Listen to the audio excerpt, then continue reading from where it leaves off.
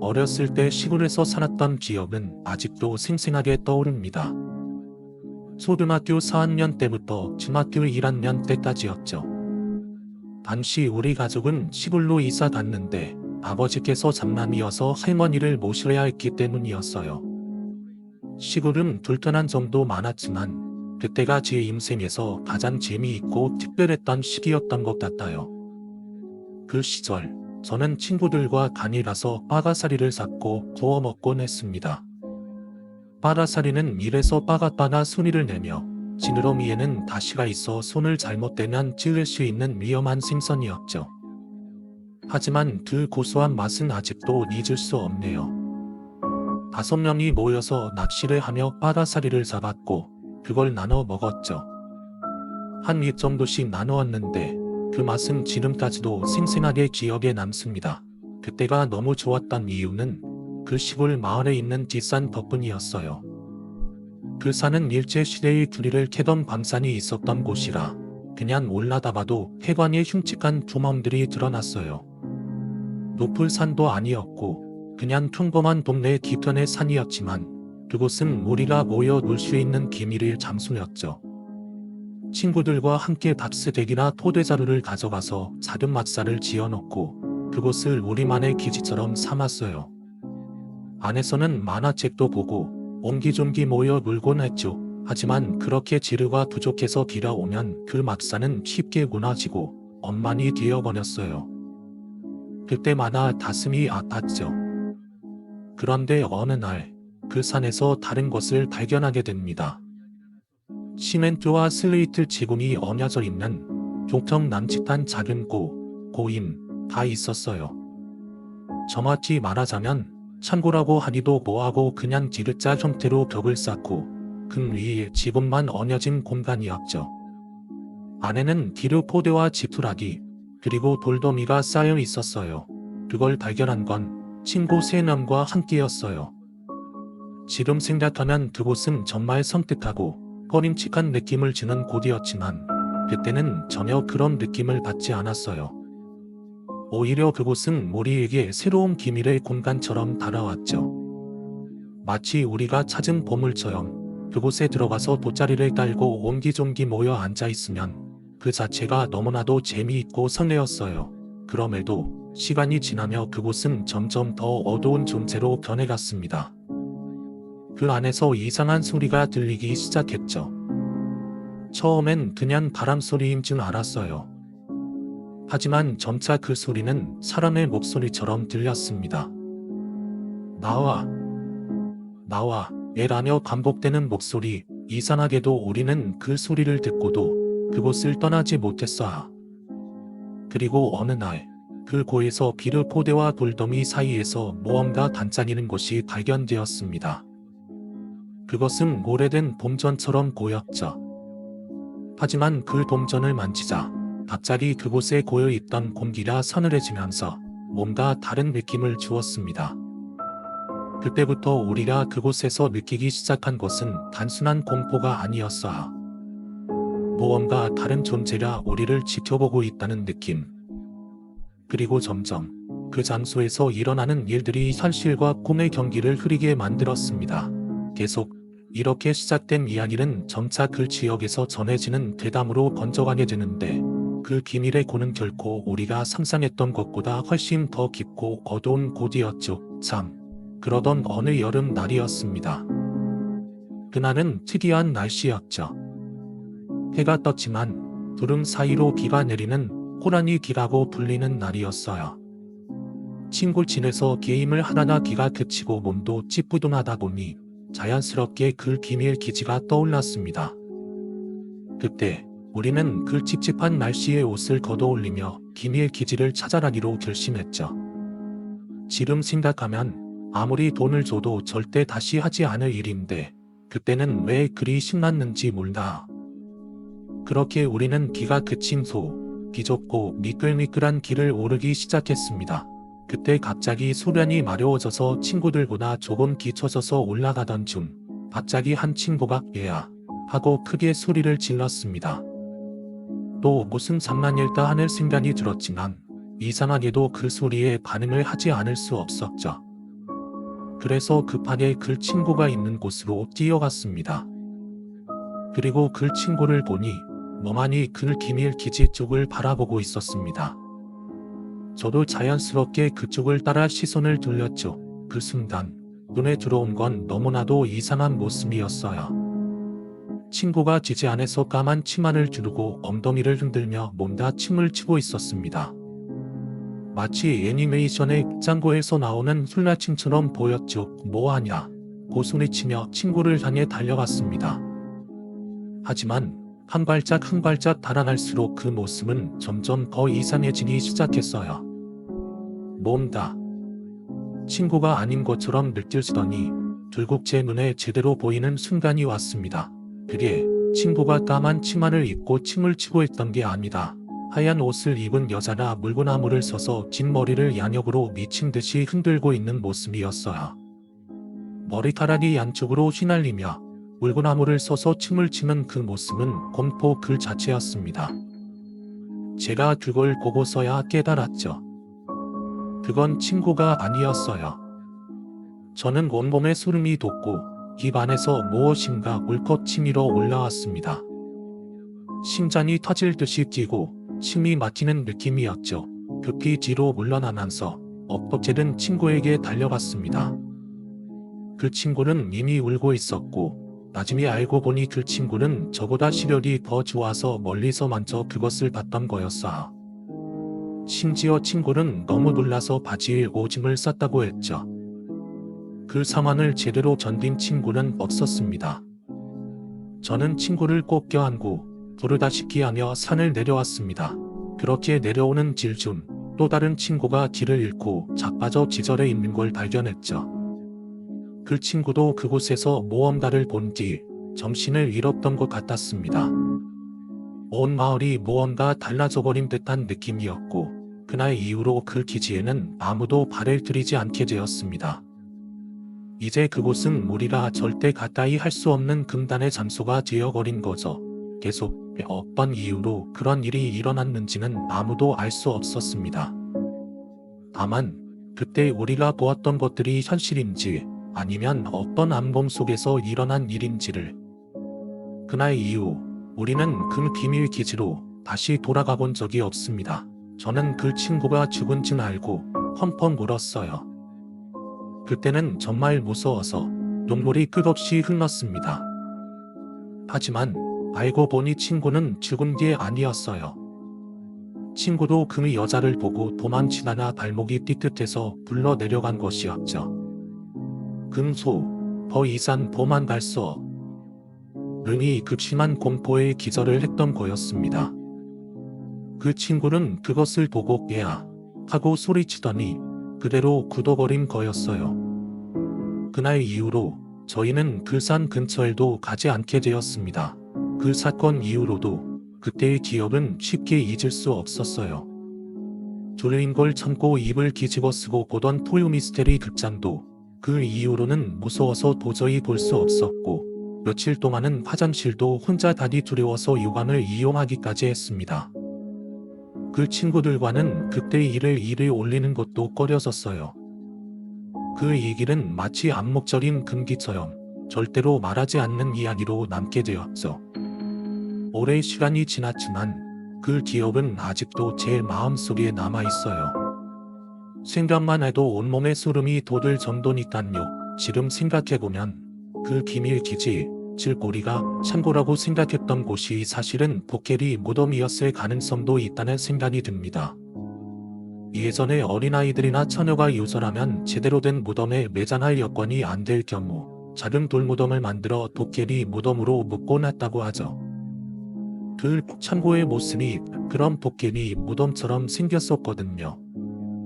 그곳에 시멘트와 슬레이트 지붕이 덮여 있었고 그 안에 기르포대와 돌더미가 쌓여 있었던 걸 보면 무언가를 맡고 있는 듯한 느낌이 들었어요. 아마도 그곳은 그 무덤을 훼손하지 않도록 시멘트와 지붕으로 덮어 놓은 장소였던 것 같아요. 그렇다면 그때 우리가 본 여자는 도대체 무엇이었을까요? 귀신이었다고 생각할 수도 있지만 그 여자가 나타났을 때 우리는 아무 일도 일어나지 않았어요. 무덤에서 놀고 있었던 우리라 아무런 대가를 치르지 않았다는 점을 생각하면 그녀는 그렇게 악한 존재는 아니었을지도 모릅니다. 하지만 가끔씩 그때의 기억이 앞몸으로 떠오를 때면 다시 그 무서운 장면들이 선명하게 떠오르곤 합니다. 그때의 생각이 떠오르면 정말 무서워서 잠을 이룰 수가 없어요. 부산에는 금정산이라는 큰 산이 있습니다. 이 산은 높지는 않지만 굉장히 넓고 등산하기에 좋은 장소로 알려져 있죠. 하지만 그 산도 그 당시 저희가 겪었던 일들과는 다른 느낌으로 다가옵니다. 금정산은 그렇게 가파르지도 않고 돌이 많은 것도 아니라서 비교적 쉬운 코스가 많습니다.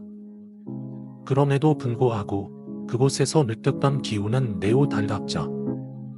그 산을 오르면서 느낀 뭔가 묘한 기분, 그 기억이 계속해서 저를 따라다니고 있었습니다. 그 사건이 발생한 산은 주민들이 자주 오가는 곳이었어요. 제가 하복을 입고 있었으니 여름이었겠죠. 어느 날 동네에 사는 아주머니 한 분이 동네 뒷산에서 등산을 하다가 등산로에 걸어진 검은색 비닐봉지 한 더미를 발견하셨습니다. 아무리 생각해도 그 비닐봉지들이 너무 커서 의아했죠. 주민들은 누군가가 어지럽히고 간 거라 생각하고 아주머니는 코피 안에 그 봉투들을 들고 내려왔습니다. 하지만 봉투가 모두 빤빤하게 가득 차 있고 이중으로 묶여 있어서 한 번에 다 들고 내려오기엔 너무 무거워서 아주머니는 두 손에 하나씩만 들고 산을 내려왔고 결국 등산로 입구에 있는 쓰레기통에 그 봉투들을 버리셨습니다. 그런데 사건은 그 다음 날에 터졌습니다. 시청에서 온 청소하시는 미화원분들이 그 검은 봉투를 열어보니 그 안에는 단순한 생활 쓰레기가 아닌 6일에 살아내 시신 일부로 보이는 것들이 가득 차 있었기 때문이었죠. 그 봉투들 안에 들어있던 건 생각보다 훨씬 더 끔찍한 내용물이었어요. 거기엔 인간의 신체 일부가 가득 들어 있었고 봉투가 여러 개로 나누어져 있었지만 그 신체가 남성인지 여성인지 어떤 형태인지도 분간하기 어려운 상태였다고 합니다. 이 사건은 금방 큰 충격을 안겨주었죠. 사건이 알려진 후 경찰은 등산로와 그 주변에서 검은 비닐봉투를 발견하면 절대 그것을 들고 내려가지 말고 위치를 기억한 뒤 경찰서나 관공서에 신고하라고 지침을 내리기까지 했습니다. 금속 봉투들이 계속해서 발견되었지만 그 봉투들 속 시신은 너무 작게 나뉘어져 있어서 신원을 확인하는 것은 물론 성별조차 구분하기 어려운 상황이었습니다. 하지만 그 이후 수사에는 별다른 진전이 없었고 사건은 점차 사람들의 기억에서 사라져갔습니다. 시간이 흘러 가을이 됐을 때 그 사건에 대한 소식은 더 이상 들려오지 않았습니다. 정확히 기억나지는 않지만 비교적 큰 조각이 아닌 두 번째 시신의 일부가 발견되었다는 소식이 전해졌습니다. 당시 부산 지하철 2호선이 개통된 지 얼마 되지 않았고 사람들이 그리 많지 않았습니다. 특히 북구는 새로 개발된 신도시였기 때문에 한산한 지역이었죠. 부산 지하철 2호선의 시정역에 가면 그 역의 화장실이 다른 역의 화장실들보다 훨씬 더 음습하고 구석진 곳에 위치해 있었습니다. 그 화장실에서 여성의 다리로 추정되는 시신의 일부가 발견됐습니다. 이 부분은 뉴스에도 보도되었기 때문에 확실히 기억에 남습니다. 수정역 여자 화장실은 칸이 두 개밖에 없었는데 그중 하나의 칸 안에 명품 브랜드의 쇼핑백이 놓여 있었고 우연히 들어만 여성분이 그 쇼핑백을 발견하고 열어보니 그 안에는 사람의 다리가 들어있었던 거죠. 그 뒤로도 수사는 이어졌으나 범인이 잡혔다는 소식은 들려오지 않았고 금정산에서 발견된 시신 조각들과 관련된 수사는 진전이 없었던 것으로 전해졌습니다. 그 사건에 대해 많은 사람들이 궁금해했지만 정작 범인에 대한 정보나 피해자에 대한 이야기는 거의 알려지지 않았습니다. 특히 금정산에서 발견된 많은 시신 조각들이 모두 한 사람의 것이었는지에 대한 의문도 남아있습니다. 이 이야기는 의외로 많은 사람들이 기억하지 못하는 사건이지만 그때의 일은 여전히 가끔씩 궁금해지고 다시 한번 그 범인이 잡혔는지 피해자는 누구였는지 생각하게 만듭니다. 이후 이야기로는 설악산에 있는 산장과 관련된 이야기가 있습니다. 이 이야기는 등산 매체 기자 출신인 김모 씨가 전한 것인데 그는 2001년에 대학생 시절 거의 매주 설악산을 방문했다고 합니다. 그의 사는 코스는 거의 정해져 있었고 어느 날 김 씨는 설악산에서의 경험을 잊지 못하고 금수로도 꾸준히 산을 찾게 되었습니다. 그는 희웅덕 대피소에서 보았던 그 이상한 일들을 떠올리며 설악산에 얽힌 미스터리와 귀신들에 대해 생각하게 되었습니다. 당시 산잔지기 성이 만한 것처럼 설악산에는 오래전에 죽은 사람들이 그곳에 남아있을 가능성이 있다는 이야기를 들은 김 씨는 그 귀신들이 무언가 미련을 남겨 떠나지 못하고 있다는 생각을 하곤 했습니다. 산잔지기 성의 만을 되새기며 그는 설악산을 너무 사랑했던 사람들이 아직도 그곳에 남아있을지 모른다는 상상에 빠졌습니다. 설악산의 차가운 바람과 깊은 산속에서의 고요함 속에서 그들의 영혼은 여전히 그곳을 떠나지 못하고 있을지도 모른다는 생각이 들었습니다.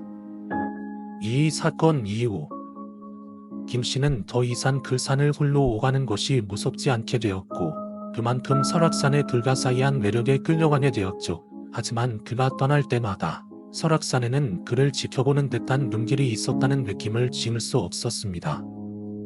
시간이 지나고 그곳에서 일어난 사고들에 대한 이야기는 점점 더 많은 사람들에게 퍼져갔고 설악산을 찾는 이들 중 일부는 그곳에서 실제로 귀신을 본 경험을 이야기하기도 했습니다. 김 씨도 결국 그곳에서 또 다른 경험을 하게 되며 설악산에 대한 그의 생각은 더욱 깊어졌습니다. 이처럼 설악산은 단순히 아름다운 자연경관을 자랑하는 곳이 아니다.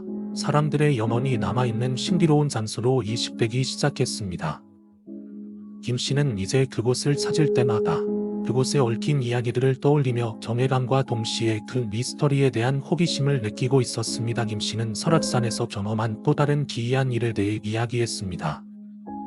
양복 대피소에서 겪은 여자 귀신의 이야기는 그에게 깊은 인상을 남겼고 그 사건이 그를 더욱 심심하게 만들었습니다. 특히 그날 밤에 귀신을 보고 나서 몸이 굳어가니에 눌린 듯한 느낌을 받았다는 경험은 그의 기억 속에 선명하게 남아있었습니다. 그 당시 김 씨는 귀신을 보고 나서도 몸을 움직일 수 없었고 그 느낌은 그가 설악산을 사랑하는 만큼 무서웠던 경험으로 기억되었죠. 양복 대피소에서 있었던 그 사건은 김 씨에게 중요한 교훈을 남겼습니다. 귀신을 보는 것에 대한 두려움은 그가 설악산을 방문하면서 얻은 또 하나의 귀중한 경험이었습니다. 그 수로는 그 방에 다시는 들어가지 않겠다고 다짐했습니다. 이와 함께 그는 속초의 설악산 구조대원들 사이에서 양복 대피소에 관한 이야기들이 전해지고 있다는 사실을 듣게 되었습니다.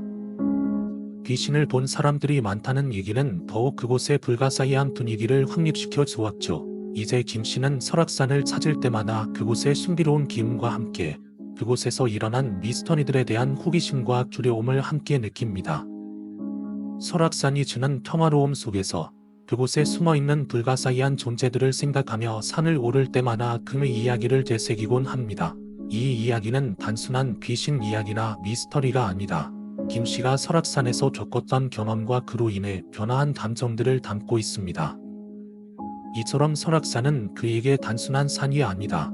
그곳에서 일어난 수많은 이야기들과 함께 그가 마음속으로 간직한 추억들이 얽힌 특별한 장소가 되었습니다. 그런데 그가 그렇게 말한 순간 제가 그 돌탑을 보면서 조금 이상한 느낌을 받기 시작했습니다.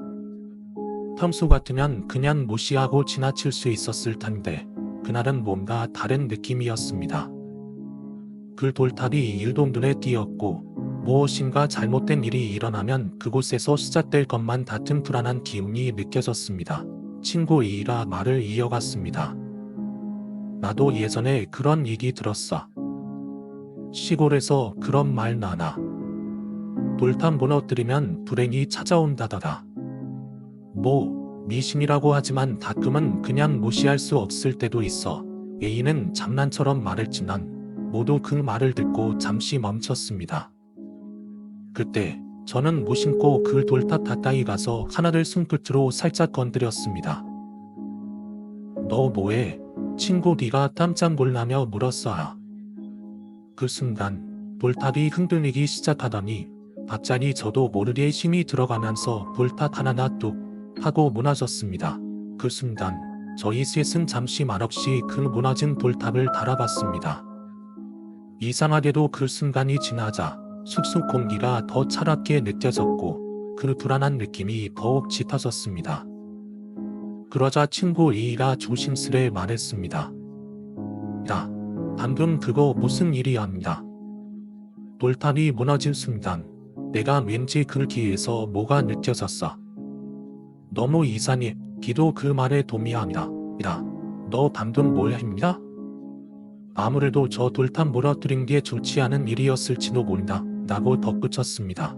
이후 저희는 더 이상 그 자리에 오래 있지 않기로 했습니다. 돌탑을 무너뜨린 것에 대한 질책감과 동시에 숲속에서 점점 더 강해지는 그 이상한 기운이 마음을 무겁게 했죠. 어쩌면 그때는 그저 미신일 뿐이라 생각했지만 돌탑을 무너뜨린 후 그날 밤부터 저희는 모두 이상한 경험을 하게 되었습니다. 저는 그날 밤 꿈에서 그 무너진 돌탑이 다시 쌓여가는 모습을 보았고 그 뒤에는 희미한 형체들이 떠다니며 저를 응시하고 있었습니다. 친구들도 마찬가지로 기이한 꿈을 꾸었고 이후 몇 날 며칠 동안 우리는 이상한 일들이 계속해서 일어났습니다. 갑자기 일어나는 바람, 알 수 없는 소리, 그리고 무언가가 가까이에서 지켜보는 듯한 느낌. 그것은 점점 더 강해졌습니다. 그 뒤로 저희는 돌탑을 함부로 만지지 않기로 결심했습니다. 그리고 그날의 경험을 결코 잊을 수 없었습니다. 그때부터 저희는 미신을 단순한 이야기로 넘길 수 없다는 것을, 그저 아무 이유 없이 그런 일이 일어날 수 없다는 것을 깨달았습니다. 그날 이후 저희는 그 산을 자주 찾지 않게 되었습니다. 오히려 그곳은 점점 더 멀게 느껴졌고 언제나 가슴속에 이상한 불안감이 떠나지 않았습니다. 시간이 지나면서 우리는 점점 더 이 사건을 잊어가려고 했지만 그 일이 있었던 그날, 그리고 그 돌탑을 무너뜨린 순간을 떠올릴 때마다 마치 시간이 멈춘 듯한 기분이 들었습니다. 며칠 후 그 산에 다시 가게 될 일이 있었습니다. 그날은 날씨가 맑고 아무 일 없을 것 같은 평범한 날이었죠.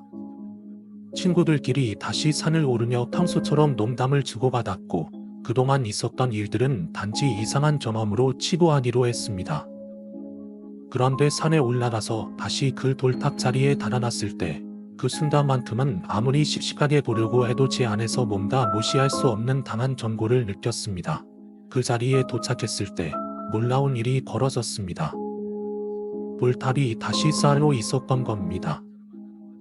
누군가가 다시 그 돌을 쌓은 것이었는지 아니면 그날 무너진 돌탑이 저절로 원래의 모습으로 돌아간 건지 알 수 없었지만 그 순간 저희는 모두 한 가지 분명한 사실을 깨달았습니다.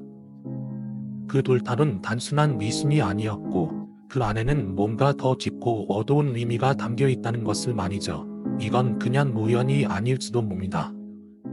친구 D가 조심스럽게 입을 열었습니다. A는 말없이 돌탑을 바라보며 고개를 끄덕였습니다. 우리 잘못 건드린 것 같다. 그때 무너뜨린 게 뭔가 잘못된 일인 것 같다. 그때 갑자기 바람이 불기 시작했습니다. 하지만 그 바람은 그냥 바람이 아니었습니다. 차갑고 날카롭고 마치 누군가의 숨결처럼 저희를 스쳐 지나갔습니다. 그리고 그 순간 숲속에서 들려오는 소리, 마치 누군가 속삭이는 듯한 낮은 목소리가 들려왔습니다. 왜 다미하니? 하는 목소리가 귀에서 맴돌았고 저희는 모두 그 자리에서 움직이지 못하고 서 있을 수밖에 없었습니다. 그 목소리는 멀리서 들리는 것이 아니다. 마치 바로 옆에서 들리는 것 같았습니다. 소리의 출처를 찾으려고 했지만 아무리 주위를 살펴봐도 사람 하나 보이지 않았습니다. 그때 D가 떨리는 목소리로 말했습니다. 이게 무슨 일이다? 여기 누가 있는 거다. 그 질문이 끝나자마자 한 줄기 차가운 기운이 우리를 감쌌습니다. 저는 그때 정말로 느꼈습니다. 그 기운은 단순한 바람이다, 기후의 변화가 아니었습니다. 마치 숲속에서 저희를 지켜보는 누군가의 존재가 있었던 것처럼 그 차가운 기운은 점점 더 강해졌습니다. 그 기운 속에서 저희는 일종의 압박감을 느낍니다. 마치 숨을 쉴 수 없을 정도로 답답한 느낌이 들었습니다. 이곳에서 이제 나가자. 에이다 말했다. 그의 목소리는 평소의 그 담백한 목소리가 아니었고 확실히 떨리고 있었습니다. 그 말에 우리는 모두 고개를 끄덕였고 서둘러 그 자리를 떠나기 시작했습니다. 하지만 그 순간 숲소리의 나뭇가지들이 마치 무언가에 위에 휘둘리고 있는 듯한 소리가 들렸습니다. 가지들이 속삭이를 흔들리면서 다시 그 속삭임이 들려왔습니다. 왜 도망가니? 돌탑을 무너뜨렸으니 대가를 치러야 하지 않겠니? 그 말은 명확하게 들렸습니다. 저희는 발을 재빨리 옮겼지만 그 말은 계속해서 저희 머릿속을 떠나지 않았습니다. 숲을 벗어나기 전까지 계속해서 그 속삭임은 따라왔습니다. 대가를 치러야 한다. 대가를 치러야 한다. 저희는 그날 이후로 그 숲과 돌탑 근처로 다시는 가지 않았습니다. 그 경험은 우리에게 큰 충격을 남겼고 무엇보다도 미신이라는 것이 단순히 과거의 이야기가 아니다. 실제로 어떤 존재와 연결된 것임을 깨닫게 했습니다. 금수로 우리는 절대로 그 누구도 돌탑을 무너뜨리지 않겠다고 다짐합니다. 그날의 경험을 절대 잊지 않기로 했습니다. 그 돌탑은 이제 저희에게 단순한 미신이 아니다. 그 어떤 정보와도 같은 존재로 다가왔습니다. 그 일이 있은 뒤로 저희의 일상은 점점 더 이상한 방향으로 흘러갔습니다. 처음에는 아무 일 없겠지 라며 가볍게 넘겼지만 점차 그때의 일이 신경 쓰이기 시작했습니다. 특히 뒤는 금수로도 계속해서 그 돌탑을 만졌던 일이 괜찮았다고 말합니다. 그런 경험이 단지 지나친 상상일 뿐이라고 스스로 위로하곤 했습니다. 그러나 저와 친구 A는 점점 불안해지기 시작했습니다. 무언가 잘못된 것 같다는 기분이 들었거든요. 하루는 저녁에 친구 A가 갑자기 전화를 걸어왔습니다. 야, 너 그날 이후로 이상한 일 없었어? 라는 질문이었습니다. 전 그냥 아니, 뭐 별일 없었어. 너는? 하고 대답했죠. 그런데 A는 대답 대신 묵묵히 침묵을 지켰습니다. 그 침묵이 너무 길어져서 무슨 일 있어? 라고 물었더니 그제서야 말이 나왔습니다. 내가 그날 밤 잠을 못 잤거든. 계속해서 그 숲에서 보던 귀신들이 꿈에 나와서 나를 쫓아왔어. 그리고 그 눈빛이 너무 강렬해서 나는 그때부터 그 일에 대해 진지하게 생각하게 됐어. 그 말을 듣고 저는 한순간 식은땀이 나면서 머리가 띵해졌습니다. 뭔가 너무 이상하다는 느낌이었죠. 그날 이후로 저희 셋은 그 산 근처로 다시 가보지 않았고 비는 계속해서 괜찮다고 그런 거 다 상상일 뿐이라고 자기를 다독이며 그 일은 단지 우연이었다고 치부하려 했습니다. 하지만 시간이 지나면서 점점 더 그 일은 그냥 우연이 아니었다는 생각이 드는 순간들이 많아졌습니다. 그 일이 있고 나서 비가 갑자기 변한 것 같다는 느낌을 받기 시작했습니다. 평소와는 다르게 혼자 있을 때나 숲에 대해 이야기할 때 자꾸 눈빛이 변하거나 이상한 말들을 입에 담기 시작한 거이다. 혹시 그때 돌탑을 무너뜨리면 정말 대가를 치러야 하는 거 아닐까 하는 고민을 계속 내비쳤습니다. 저희는 그때서야 뭔가 정말로 다른 차원의 존재들과 얽혀 있을지도 모른다는 생각을 하기 시작했습니다. 결국 저희는 B에게 강하게 말했습니다. 이제 그 일은 잊어버리자. 다시는 그 산에 가지 말자. 그렇게 하면서 B는 그때만큼은 말없이 고개를 끄덕였습니다. 하지만 그 일이 금수로도 계속해서 저희에게 불안한 영향을 미쳤습니다. 어떤 날은 숲에서 누군가 저희를 지켜보는 듯한 느낌이 들었고 또 어떤 날은 불쑥 나타난 차가운 바람이 얼굴을 스쳐갈 때마다 그때의 속삭임이 떠올랐습니다. 그 이후로 저희는 그 산 근처로 다시는 가지 않았습니다. 그 일은 잊으려 했지만 가끔씩 숲소리에 나뭇가지들이 흔들릴 때나 아무도 없는 곳에서 바람소리가 들릴 때마다 그날의 일이 떠오르곤 했습니다. 무엇보다도 그 돌탑을 무너뜨린 예, 그 순간 이후로 저희 셋은 아무리 생각해도 그 미신을 단순한 것으로 치부할 수 없다는 생각을 하게 되었습니다. 그날의 경험은 미순이나 단순한 우연이 아니었음을 점차 깨닫게 되었고 그 일은 저희 인생에서 절대 잊을 수 없는 일로 남게 되었습니다. 금수로도 비는 여전히 그 사건을 별거 아닌 일이라고 넘기려고 했지만 저희는 더 이상 그런 농담을 하지 않았습니다. 수춘의 그 존재들은 계속해서 저희를 따라오는 듯한 느낌을 주었고 그 돌탑을 무너뜨린 대가는 결코 작은 것이 아니었음을 우리는 알게 되었습니다.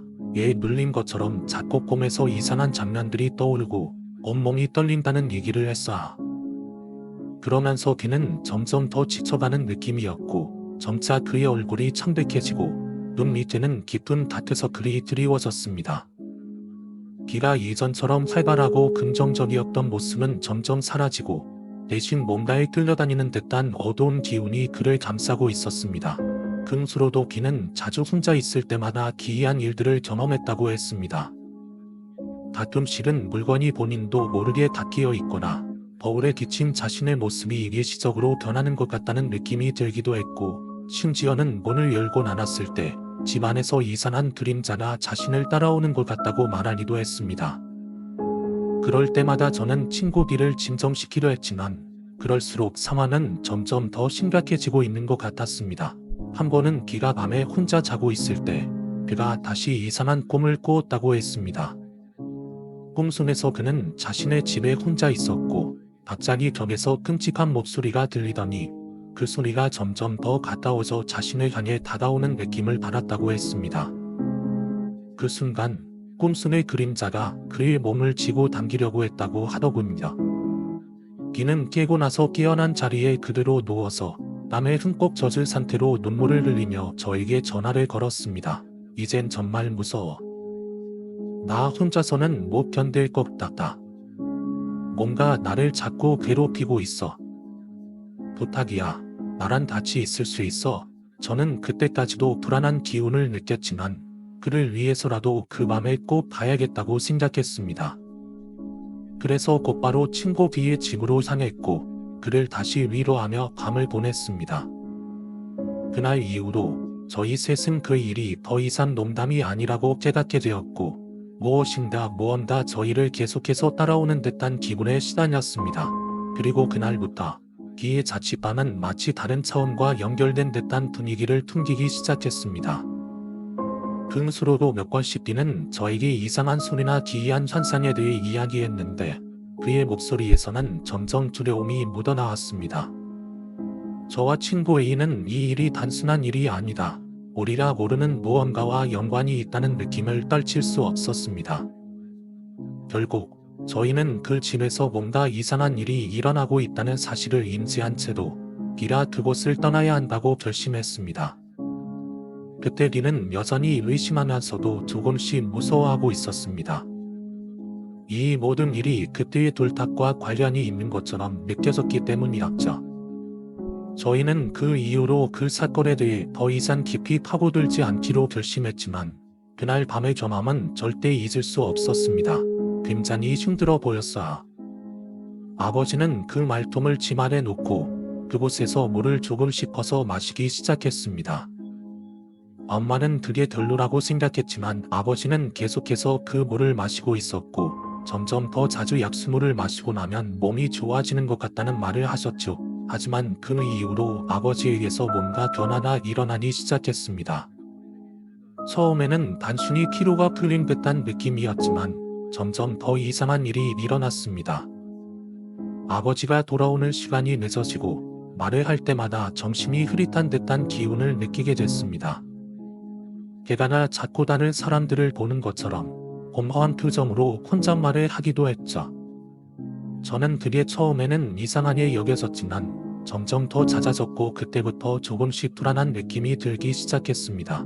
그러던 어느 날 아버지가 산에서 돌아오는 길에 갑자기 고백하셨습니다.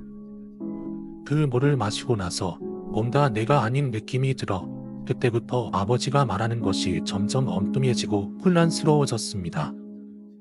그리고 어느 날 밤늦게 아버지의 방에서 이상한 소리가 들렸습니다. 마치 모험가나 밤 안을 돌아다니는 듯한 소리였고 그때 저는 무서운 느낌에 빠져들었습니다. 결국 그 이상한 환상은 점점 더 심해졌습니다. 아버지는 계속해서 자전거를 타고 산에 올라갔고 약수물을 떠오는 일을 반복하면서 점점 더 이상한 행동을 보였습니다. 그만큼 아버지의 몸 상태는 더욱 나빠졌고 결국 그가 마신 물이 무엇이었는지 그 물이 무엇을 둘러왔는지 알게 된 순간 저희는 뒤늦게 진실을 깨닫게 되었습니다. 그것은 그 산에서 전해 내려오는 전설과 관련이 있었습니다. 그 산의 약수물은 예전부터 귀신의 물이라고 불립니다. 그 물을 마시면 염전인 존재나 미스터리한 환상이 영향을 받게 된다고 전해졌습니다. 아버지가 그 물을 마신 뒤부터 집안에서 이상한 일이 자주 일어났고 아버지는 점점 더 자신을 잃어가며 그 물의 영향을 받게 된 것이었습니다. 이 사건은 저희 가족에게 끔찍한 영향을 미쳤고 아버지의 상태는 점점 더 악화되었습니다. 결국 저희는 그 물을 더 이상 마시지 않도록 하였고 아버지도 그 이후에는 정신적으로 회복되었지만 그 경험은 저희에게 끝까지 영향을 미쳤습니다. 그렇게 아버지가 계속해서 말하던 그 이야기는 점점 더 이상해지기 시작했습니다. 아버지 말에 의하면 그날 아침 평소처럼 자전거를 타고 산에 갔는데 산 초입에 약수터가 있는 곳에 도착했을 때 아버지는 무언가 이상한 기운을 느꼈다고 했습니다. 그곳은 항상 조용하고 평화로운 곳이었는데 그날은 뭔가 공기가 달랐다고 하셨죠. 약수터를 지나면서 무언가가 뒤에서 자신을 지켜보고 있다는 느낌을 받았다고 했습니다. 그러면서 아버지는 약수터에 도착했을 때 다른 사람들이 떠나고 난 뒤에 물을 떠놓고 자리를 떠나려고 했다고 합니다. 그런데 그때 갑자기 아버지의 귀에서 누군가가 다가오는 소리가 들렸다고 했습니다.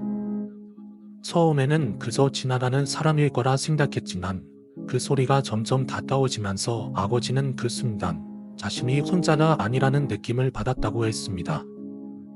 그리고 그 소리가 더 이상 그냥 지나가는 발소리가 아니다. 아버지를 따라오는 발소리로 들려오기 시작했습니다. 이상한 점은 그 발소리가 아버지가 걸을 때마다 따라오는 것이었고 아버지가 멈추면 그 발소리도 멈췄다고 하셨습니다. 그때 아버지는 자신이 약수터를 떠나려는 순간 갑자기 무언가 차가운 기운이 다가오는 것을 느꼈다고 했습니다. 그러고 나서 그 기운은 바로 아버지의 등 뒤로 다가와 그를 압도했다고 하셨어요. 그날 아버지가 집에 돌아왔을 때는 그 물통을 들고 오지 않았습니다. 아버지가 말하기에 그 무거운 물통이 갑자기 너무 무겁게 느껴졌다고 했죠. 그래서 결국 그 물통을 두고 돌아섰다고 했습니다. 아버지는 그때부터 매번 약수물을 마시고 나면 몸에 이상한 기운을 느꼈다고 말했는데 이제는 그 약수터에서의 경험이 아버지에게 깊은 영향을 끼친 것 같았습니다. 그때부터 아버지는 자주 말없이 집에 돌아오고 그 기운을 느끼지 못할 때까지 아무렇지 않게 행동했지만 때때로 몸이 이상해지고 기분이 나빠지는 일이 많았다고 했습니다. 아버지는 더 이상 약수물을 마시지 않기로 결심했지만 그 경험은 가족에게 많은 영향을 미쳤습니다. 매일 밤 아버지가 집에 돌아올 때마다 뭔가 다른 느낌을 받게 되었고 그때부터 집 안에서도 이상한 일이 일어나기 시작했습니다. 그렇게 아버지가 겪은 일은 결국 저희 가족을 큰 혼란에 빠뜨리게 되었고 그 후로 약수터에 대해 다시는 말하지 않게 되었습니다. 이상한 기운을 느끼고 나서는 그곳을 다시 찾을 수 없었기 때문이었죠.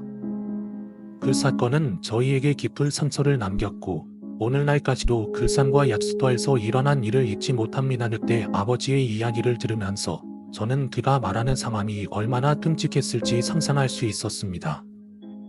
아버지는 평소 귀신이나 초자연적인 현상을 절대 믿지 않는 분이었죠. 그럼 그가 자신의 눈앞에서 일어난 일을 믿을 수밖에 없었다고 말했습니다. 아버지에게는 그때의 기억이 아직도 생생하게 남아 있었고 그 사건 이후로 그는 결코 그 약수터를 다시 찾지 않았습니다. 그날 비가 내리기 시작했을 때 아버지는 평소와 다르게 급하게 내려가려고 했다고 했습니다. 그 당시에는 봄이 트기 시작하는 시간이라 어느 정도 주변이 보였지만 비가 내려 시야가 흐릿해지면서 아버지는 점차 그 여자가 다가오는 모습을 분명히 보았다고 했습니다. 그런데 그 여자가 다가왔을 때 얼굴이 없다는 사실을 깨달은 순간 아버지는 소름이 돋았다고 합니다. 겁에 질려 뛰어내려가던 중 그 여자가 갑자기 물통을 가지고 다가오며 약수터에 있는 물통 아저씨 라고 부르며 물어본 것입니다. 그녀는 아버지가 물통을 가져다 주던 그 사람인 걸 알고 있었던 듯 보였지만 얼굴이 없는 상태였죠. 아버지는 그 여자가 다가오면서 얼굴을 볼 수 없었고 그 순간 아버지의 다리는 떨리고 말았습니다. 심장이 미친 듯이 뛰었고 이제껏 귀신 따위 믿지 않았던 자신이 그런 일을 겪게 되자 믿기지 않았던 마음이 들었을 것입니다. 아버지는 그 상황을 벗어나기 위해 급히 물통을 챙겨 약수터로 돌아갔습니다. 그런데 그 순간 그는 다시 그 여자를 발견하게 되었습니다. 그녀는 약수터 주변을 두 팔과 두 다리로 기어다니고 있었다고 했습니다. 그 모습은 정말 상상할 수 없을 정도로 기이했죠. 아버지는 그 여자가 계속해서 자신을 부르며 웃는 소리를 듣고 더 이상 그곳에 있을 수 없다고 판단하고 자전거로 빠르게 도망쳤습니다. 귀에서 아저씨, 아저씨 라고 부르던 목소리가 점점 더 크게 들리면서 마지막엔 그 여자가 웃음소리까지 냈다고 했습니다. 그 사건 이후 아버지는 더 이상 그 약수터를 찾지 않았습니다. 그리고 엄마가 물을 끓이지 않아서 좋았지만 아버지는 결국 정수기를 하나 들여놓게 되었습니다. 그렇게 시간이 지나고 그 이야기를 다시 아버지에게 물어보았을 때 아버지는 여전히 그날 본 것이 귀신이 맞다고 확신했다고 합니다. 어린 시절 동네 미친 여자들이 비 오는 날 내발로 기어다니는 모습을 본 경험이 있었기 때문에 그때 본 것도 역시 같은 종류의 존재였다고 믿었습니다. 아버지의 말대로라면 그날 본 여자는 분명히 인간이 아니었고 그 이후로 그는 귀신의 존재를 부인할 수 없게 된 것이었습니다. 모두 먹어치웠습니다. 어린 시절의 우리에게는 그 공동묘지에서의 시간이 그저 음식을 얻을 수 있는 기회일 뿐이었죠.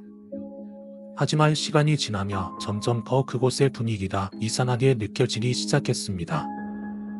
어른들은 묘지 근처에서 무언가를 더 이상 얘기하지 않으려 했고 그 장소를 떠나는 시간이 다가올 때면 자주 얼굴에 불안한 기색이 묻어났습니다.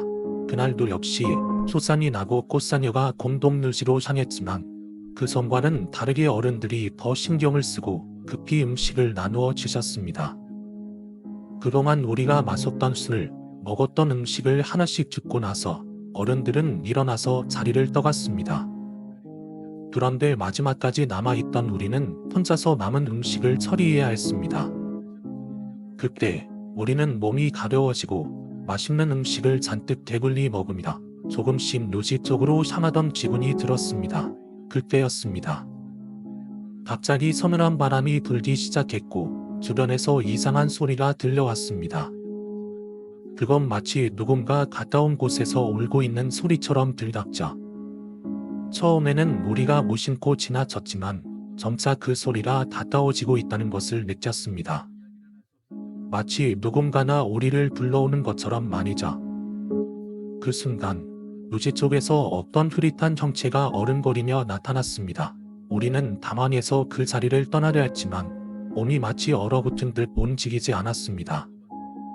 그 흐릿한 형체가 점점 더 선명해진다. 하나씩 눈에 보였던 그 형상들은 분명히 살아있는 사람이 아니었습니다. 불현듯 공동묘지에서 울려 퍼지는 바람과 함께 공포가 우리의 가슴을 채웠습니다. 우리는 그제야 깨달았습니다. 우리가 그동안 마주쳤던 건 단순한 음식이 아니다. 그곳에 누워있는 사람들의 영혼이었음을 그날 이후로 우리는 그 묘지에 가지 않게 되었습니다. 그곳에 묻힌 자들, 그들의 마음, 그들의 영혼이 우리를 지켜보고 있다는 느낌이 든 뒤로 어리예전의 장난처럼 그곳에 가는 일이 더 이상 없었죠. 시간이 지나 우리는 그 이야기를 더 이상 말하지 않았고 그 경험을 다른 사람에게도 말하지 않았습니다.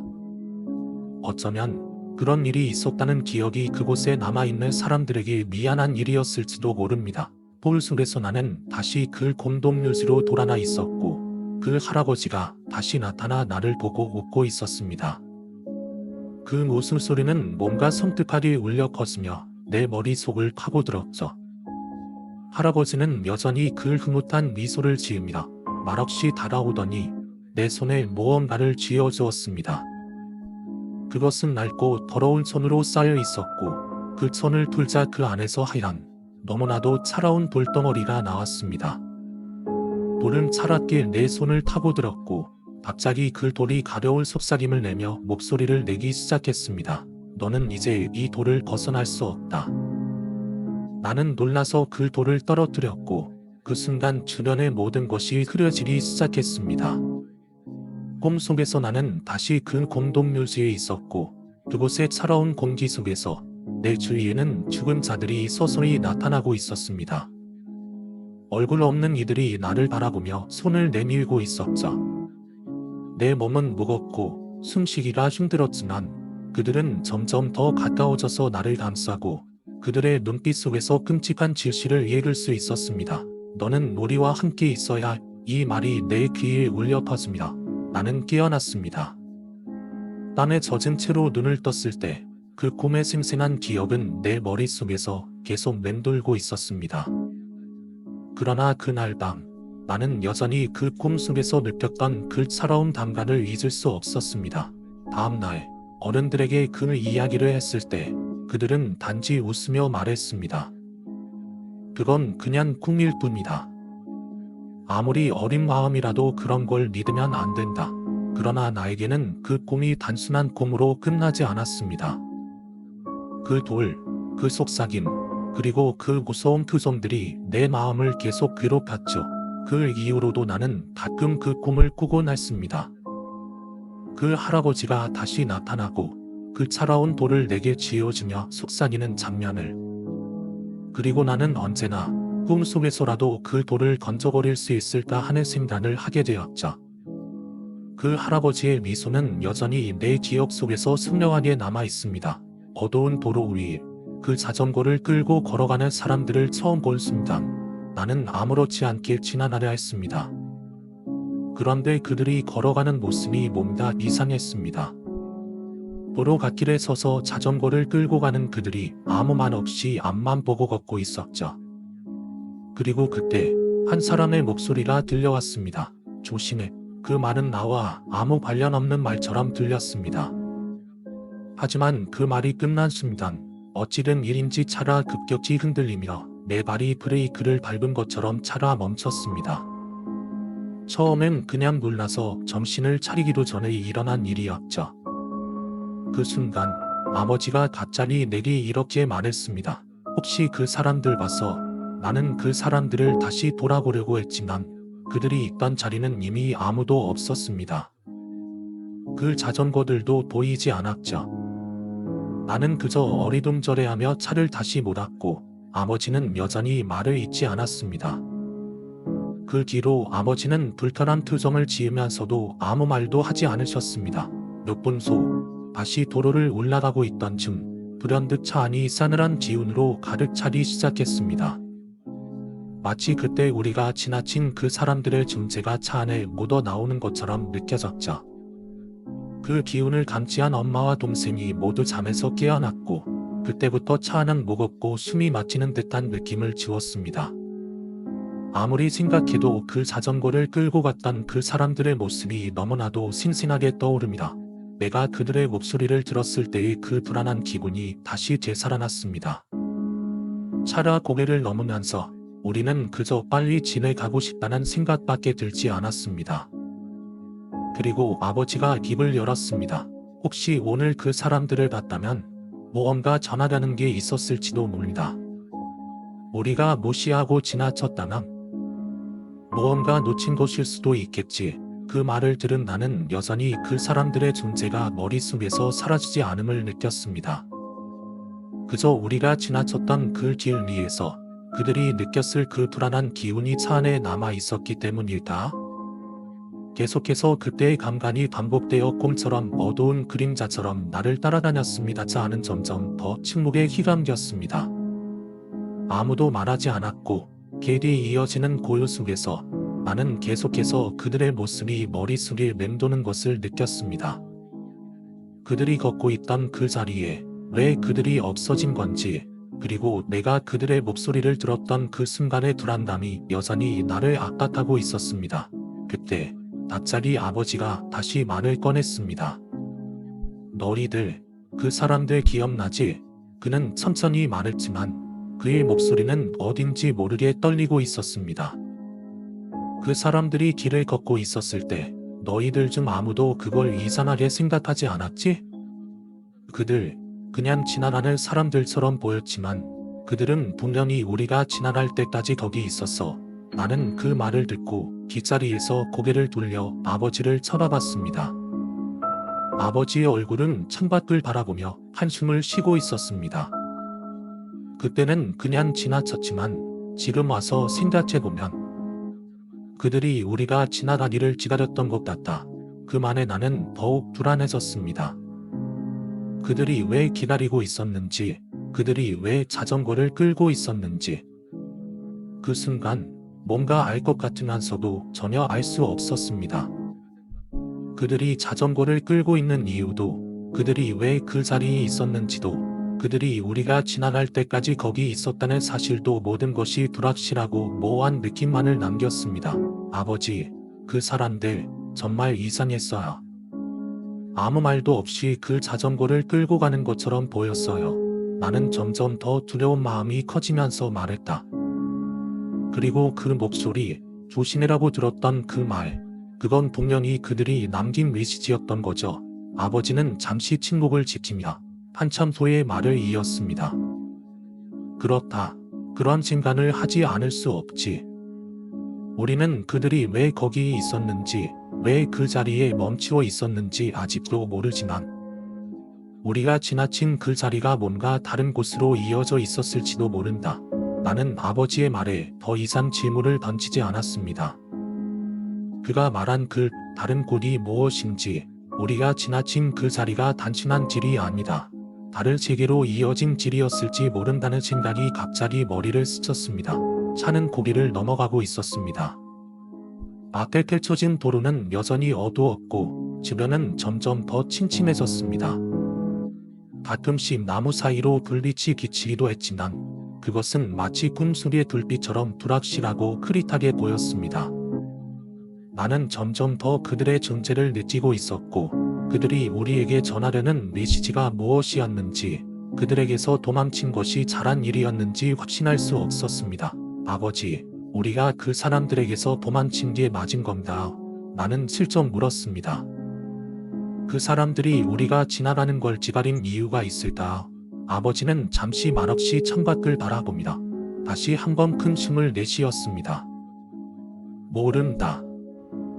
그냥 지나쳐야 했다면 지나쳤겠지만 그 순간 우리가 그들을 무시할 수 없었던 이유가 있었던 것 같다. 뭔가 다른 이유가 있었을 거다. 그들이 우리에게 뭔가를 전하려고 했던 것처럼. 혹은 우리가 해야 할 일이 있었던 건지도 봅니다. 그때 갑자기 차의 라디오가 켜졌습니다. 스스로 켜진 것처럼 아무런 전조 없이 소리가 울려 퍼졌습니다. 어두운 밤, 길을 걷는 사람들은 누구입니다. 그들은 우리에게 어떤 메시지를 전하려 합니다. 나는 라디오 방송의 목소리가 들렸습니다. 나는 그 소리에 깜짝 놀라며 라디오를 끄려고 손을 뻗었지만 그 목소리는 계속해서 이어졌습니다.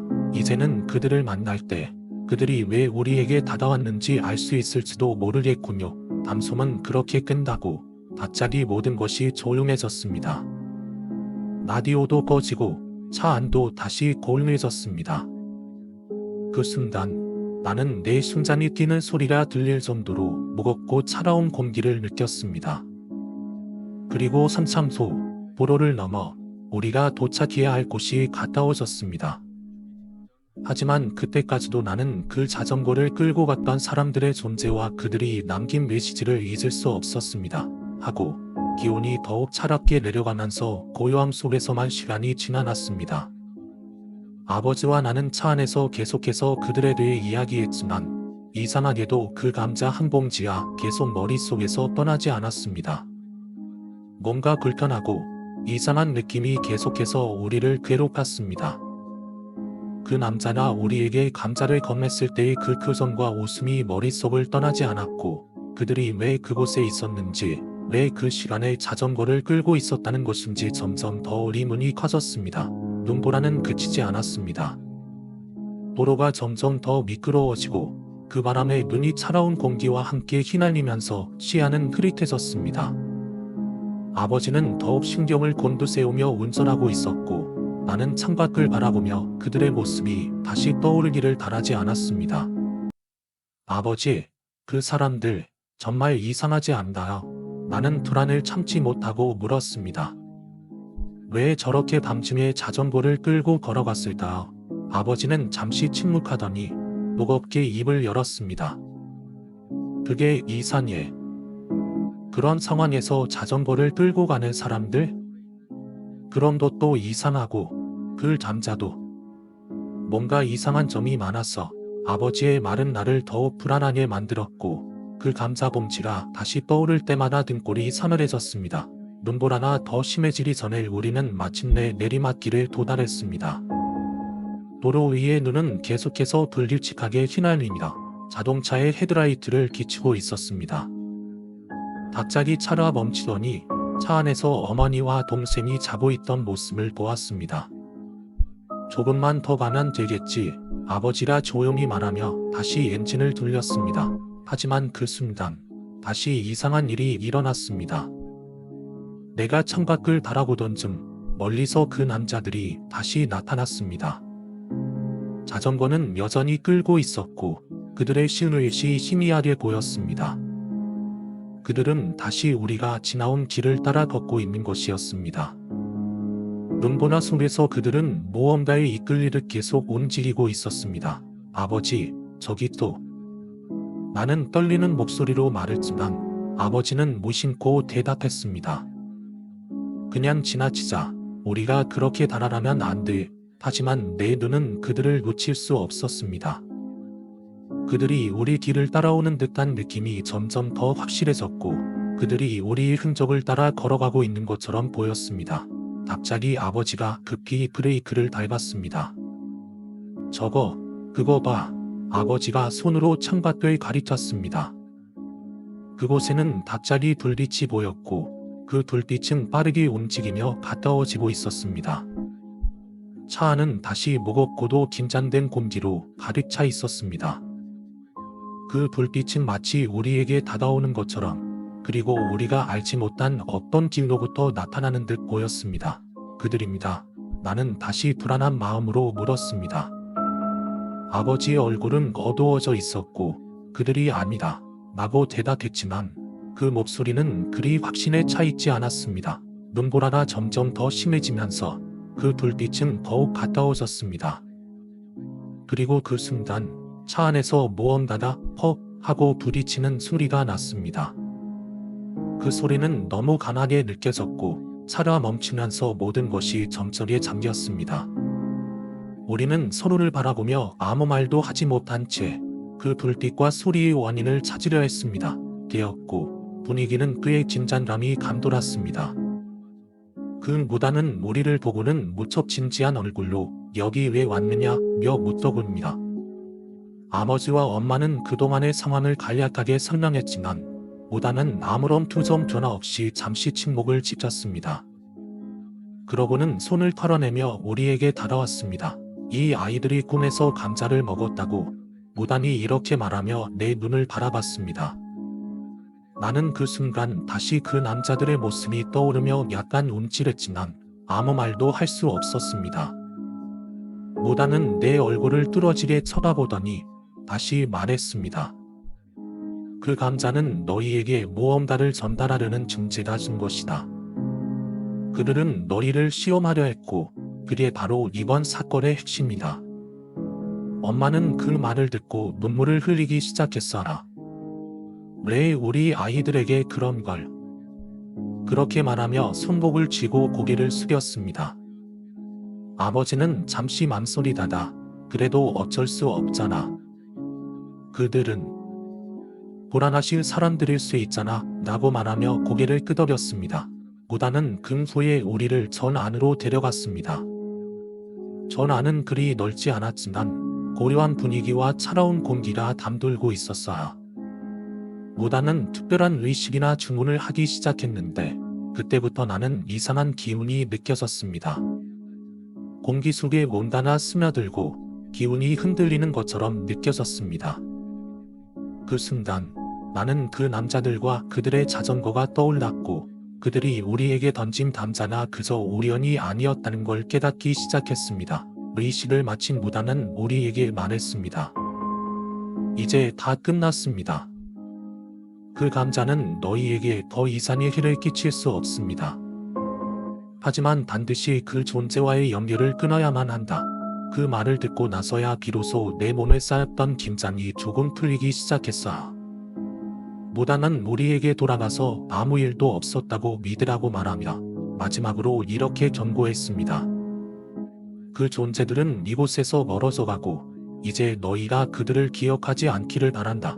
집으로 돌아가는 길에 나는 계속해서 그 남자들이 웃었던 얼굴을 떠올렸습니다. 그 웃음은 너무도 소름 끼쳤고 그들이 우리에게 준 감자에는 무언가 다른 의도가 있었다는 걸 나는 알았습니다. 그날 이후로 나는 더 이상 감자를 먹지 않았고 그 사건을 떠올리며 매번 의문을 품고 있습니다. 무엇이 진짜였고 무엇이 가짜였는지 여전히 풀리지 않는 미스터리로 남아 있습니다. 그 남자들은 도대체 누구였을까? 그 감자는 우리가 예상한 것처럼 그냥 꿈속의 한 장면일 뿐이었을까? 아니면 그 존재들이 우리의 삶에 미친 영향은 아직도 남아있는 걸까요? 연락을 해야 할 것 같다고 했다고 하더군요. 아버지는 그 말을 듣고 나서 급히 우리를 다시 데리고 차를 타고 할머니 집으로 돌아가게 된 거였답니다. 그날의 일이 지나고 나서 아버지는 그 사건을 여러 번 곱씹으면서도 그게 단순히 우연이나 꿈의 일환일 거라고 생각하려 했지만 그 꿈을 꾸었던 보살님의 말이 계속해서 아버지의 마음에 걸렸다고 합니다. 그리고 시간이 지나면서 아버지는 자꾸 그날의 자전거를 끌고 있던 두 남자와 그들의 모습이 떠올랐다고 하셨습니다. 그들이 주었던 감자와 우리의 꿈속 상황, 그리고 그 일이 벌어진 후에 할머니가 갑자기 보살님으로부터 연락을 받았다는 것까지. 그 모든 것이 단순한 우연으로 치부하기에는 너무나 이상하고 연결되는 부분들이 많았다고 생각하셨다고 합니다. 그 후로 아버지는 대관령 그 길을 두고 다른 사람들에게도 경고를 하게 되셨고 그 일 이후로는 그 길을 지나갈 때마다 괜히 숨이 돋고 무언가 모르게 불안감을 느끼셨다고 합니다. 그 길에는 무엇인가 있던 거라고 믿게 된 거죠. 그러나 아버지께서는 늘 그 이야기를 끝까지 하지 않으셨습니다. 그때 그 사건이 다시 언급될 때마다 아버지는 늘 그날 밤 그 길을 떠난 후에 어떤 일이 있었는지 무엇을 느꼈는지를 꼭 말하지 않으셨습니다. 그날의 진실을 알고 나서 나는 더 이상 그 길에 대한 호기심을 갖지 않게 되었습니다. 그 사건이 정말로 단순한 꿈이었을까? 아니면 다른 무엇이었을까? 그 의문은 여전히 나의 마음에 남아 있습니다. 하지만 그날의 감자와 두 남자, 그리고 할머니와 아버지가 겪은 일이 과연 우리가 알고 있는 현실 속에서 일어난 일이었을까요? 아니면 그들이 겪은 것들은 우리에게 보지 않도록 숨겨진 진실일까요? 꼭 그 실루엣이 한참 동안 움직이지 않고 그냥 서 있었어요. 친구는 말없이 서서 그 그림자를 바라보고 있었고 저는 그 장면이 너무 성택해서 한동안 말도 못했습니다. 그러다가 친구가 조심스럽게 말했어요.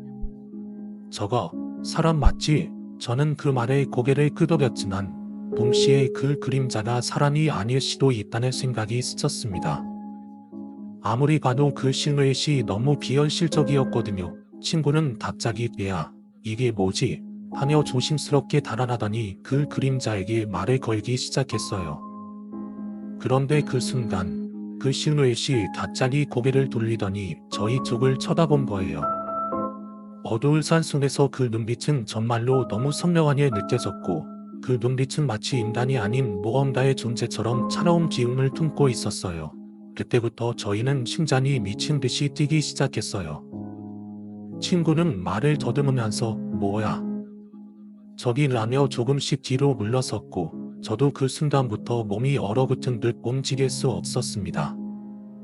그 실루엣은 계속 저희를 바라보면서도 한 발자국도 움직이지 않았습니다. 그리고 그 순간 우리는 산에서 나가야 한다는 강한 직감을 느꼈어요. 그저 그 자리를 떠나고 싶은 생각밖에 없었습니다. 친구는 더 빨리 일하자며 저를 재촉했고 저는 그 말에 의식이 돌아와서 도망치듯 내려가기 시작했어요. 내려오는 동안에도 그 실루엣이 여전히 저희를 지켜보는 것처럼 느껴졌고 저희는 두려움에 휩싸여 속도를 더욱 내며 산을 내려갔습니다. 그때부터 저희는 더 이상 야경을 보러 산에 가지 않게 되었고 그 사건이 저희에게 너무 큰 충격을 남겼습니다. 근수로도 그날의 기억은 자주 떠올랐습니다. 인왕산에서 그 실루엣을 보았을 때 우리는 단지 한 번의 우연으로 끝날 거라고 생각했지만 그때의 그 느낌과 공포는 분명히 무엇인가를 암시하는 듯한 느낌을 주었습니다. 그리고 근수로는 그 산에서 일어난 일이 단순히 미스터리나 우연이 아니다.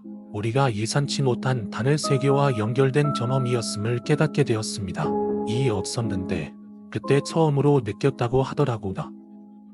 제가 그때 친구를 때렸던 이유는 단지 순간적인 반응이었지만 그때의 그 웃음을 떠올리니 무언가 잘못됐다는 직감이 들어서 그랬던 거였어. 친구는 그 일이 너무 기이하고 끔찍하게 느껴졌다고 했고 저도 그때의 상황을 설명하면서 점점 더 두려움이 밀려왔습니다. 둘 다 그 순간의 기억을 어떻게든 잊으려 했지만 그것이 단순히 오해나 착각이 아니었다는 것을, 그리고 우리가 만난 것이 그냥 사람도 그리고 보통의 일이 아니었음을 알고 나니 더욱 끔찍했습니다. 다음 날 저는 그 일을 좀 더 생각해 보았고 그 실루엣을 쳐다보았을 때의 느낌이 아직도 생생하게 기억났습니다.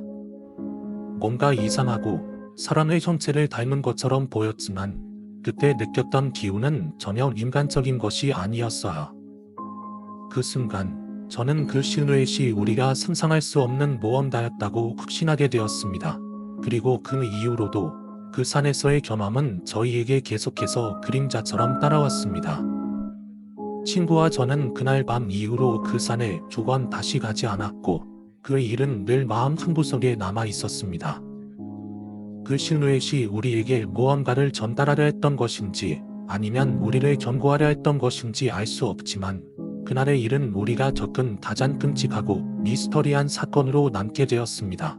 그리고 시간이 흐르면서 그 일을 다시 한번 떠올리게 된 건 다른 친구들과 함께 이야기를 나누던 즈음이었습니다. 어떤 이들은 그 실루엣을 귀신이라고 단정 지었고 어떤 이들은 단지 초자연적인 존재라고 말하기도 했습니다.